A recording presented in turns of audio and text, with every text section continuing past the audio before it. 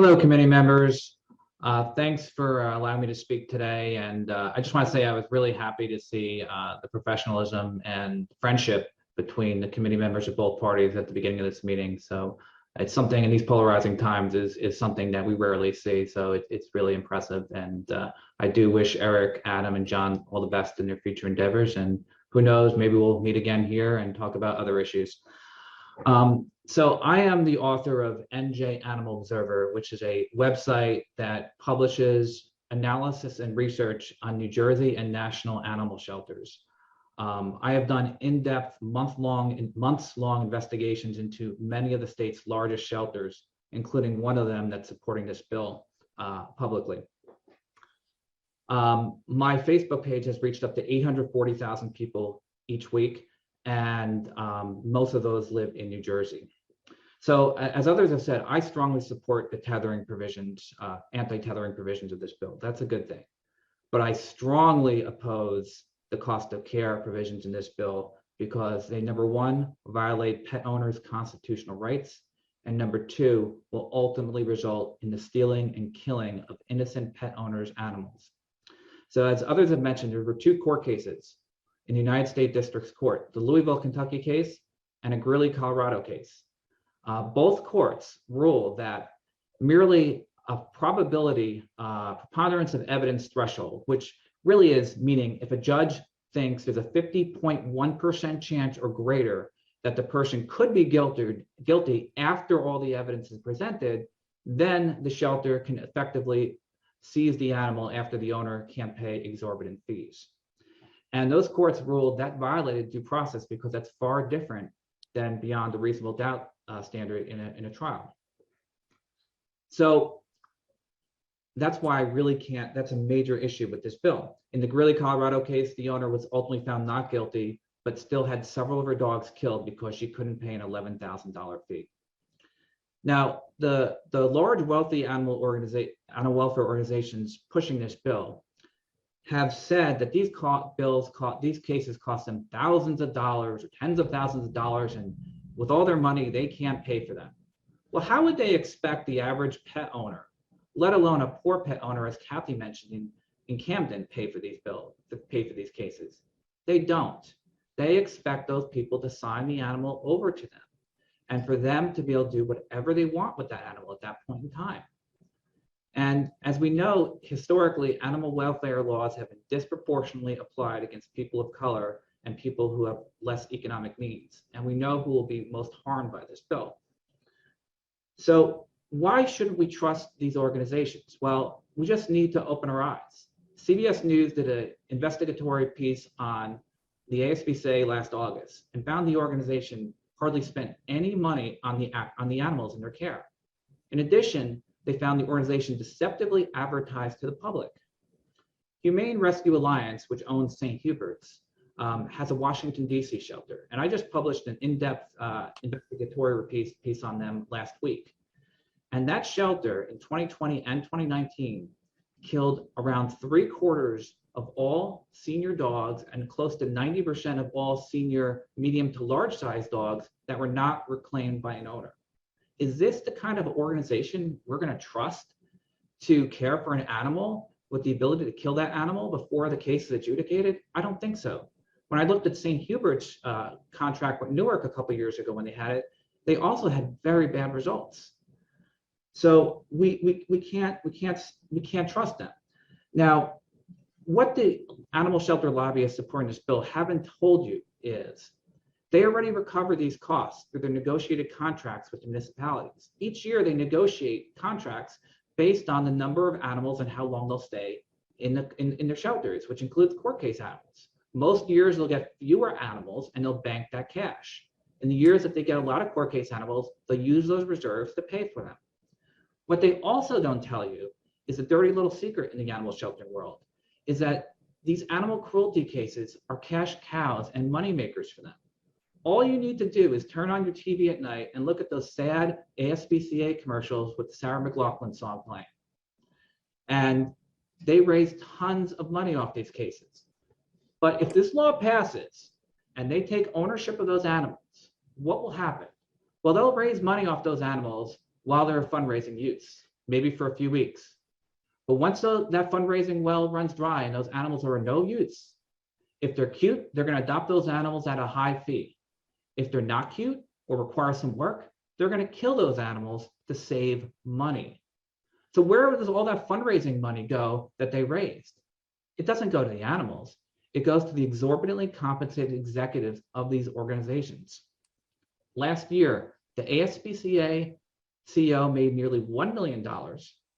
And last year, the Humane Rescue Alliance St. Hubert's CEO made nearly $400,000. This bill is merely a mechanism to use as a cash grab to get all that fundraising dollars and spend it on the executives and not the animals. So what should we do instead? Because court case animals are a legitimate issue. We can simply have a bill that doesn't just give shelters the option to send animals to foster homes. It should require animals to go to foster homes. If animals go to foster homes, the shelters will hardly incur any costs because the animals won't be at the shelter. And the costs that shelters are charging pet owners are far in excess of what those pet owners would ordinarily incur if they kept the animal. For the few animals that can't go to a foster home, which the pandemic proved, almost all animals can go to foster homes as shelters emptied out their animals during the pandemic while they were forced to be closed and sent them to foster homes. The few animals that can't go to foster homes, maybe they're a little aggressive or something like that, we should raise the enrichment and animal care standards that shelters are required to apply. In a scientific study in the Journal of Applied Animal Behavior recently, they found that animals provided that kind of care in shelters experienced less stress the longer they spent their time in those facilities. So that's where we should be focusing on. If we must pass a cost of care bill, I would suggest to you to pass New Hampshire's cost of care law. As Mr. Hackett has previously mentioned in other testimonies on this bill, he has said we need this bill because of a New Hampshire animal cruelty case relating to Great Danes or Mastiffs. And what he didn't tell you, though, associated with that case was that these organizations tried to push this very bill in the New Hampshire legislature. And guess what? New Hampshire residents resoundingly rejected the bill. So the big, wealthy animal welfare organizations pushing this bill had to come together with all the other animal welfare organizations, pet owner groups, and all other groups interested in this bill to come up with a consensus bill. And that consensus bill did the right thing. First, it ensured the animal cruelty cases moved to the top of the court dockets, so they were heard quickly and adjudicated swiftly. They only required owners to pay the cost of care if they were convicted and only after they were convicted. Now, if they appealed the conviction, they had to pay the cost of care while that appeal took place, but they did not have to pay before they were initially convicted, and that respected their due process rights and the lives of the animals themselves. The court also allowed the co-owner solution that the Kennel Club had recommended. And it also required that there be a hearing within 14 days with all the parties involved, pet owners and shelters, to come up with a proper treatment and animal care plan. That's the bill you should be passing, not this one. If we must pass A6099, we have to make significant amendments. The following amendments are the absolute minimum that must be done. Number one, no shelter should be allowed to kill an animal before a court case is decided, unless such animal is hopelessly suffering from unremitting physical pain and the owner's veterinarian agrees with that assessment.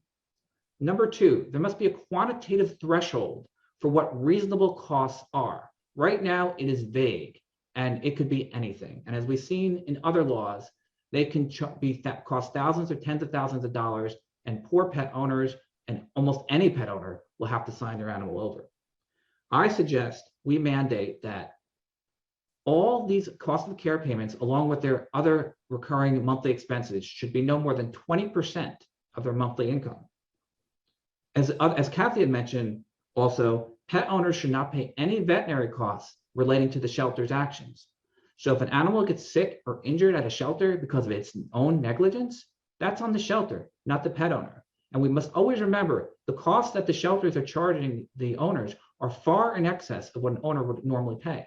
$15 to $30 per day for boarding was what they typically charge. Is far more than what an owner would pay to care and feed for their animals. And the veterinary costs an animal will suffer in a shelter will be higher because of the proximity they are to other animals. Finally, the bill should differentiate explicitly between large, serious animal cruelty cases like dog fighting and these one-off cases that are gray areas.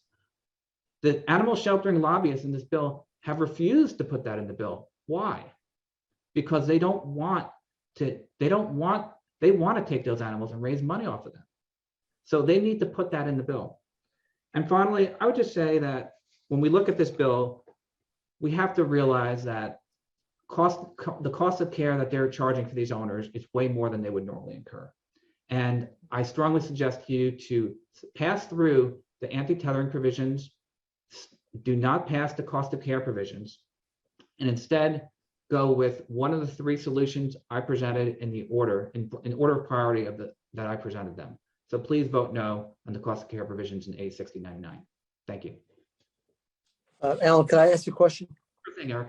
Did you give these suggestions to the sponsor of the bill? I will. Thank you. Haven't. No, I haven't, but I'll reach out to Senator Greenstein, who is co-sponsoring it in the Senate, and I'll ask her to share it with all the other, and I'll share it with the Assembly ones as well. Okay, thank you.